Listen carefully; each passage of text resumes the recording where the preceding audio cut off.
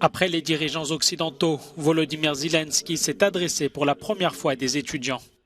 À l'initiative de l'ambassade d'Ukraine en France, le dirigeant ukrainien a parlé par vidéoconférence aux étudiants de plusieurs établissements d'enseignement supérieur français, dont Sciences Po Paris et l'École Polytechnique.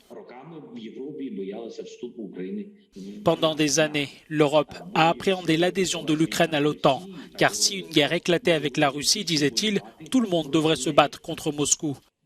Alors que moi, je dirais plutôt que l'OTAN devrait combattre pour l'Ukraine.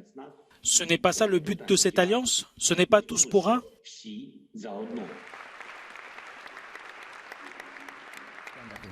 Sur le terrain, Kiev affirme être en train de repousser les forces russes de la région de Kharkiv au nord-est, alors que les autres fronts dans le sud et l'est ne semblent pas évoluer. Selon le ministère ukrainien de la Défense, après une première étape victorieuse, Kiev entre maintenant dans la phase suivante de la guerre.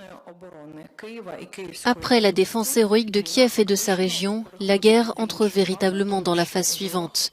L'ennemi est maintenant contraint d'établir une série d'objectifs nouveaux et de mettre en œuvre une tactique et une stratégie différentes dans sa guerre contre l'Ukraine.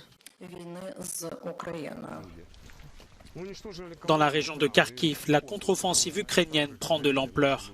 Selon les sources militaires ukrainiennes, plus d'une douzaine de villages à l'est de Kharkiv ont été libérés depuis début mai. Selon un gouverneur russe, après des bombardements provenant d'Ukraine ce mercredi, une personne a été tuée et 3 autres blessés dans le sud-ouest de la Russie. À l'heure actuelle, il n'existe aucun bilan global des victimes civiles de la guerre.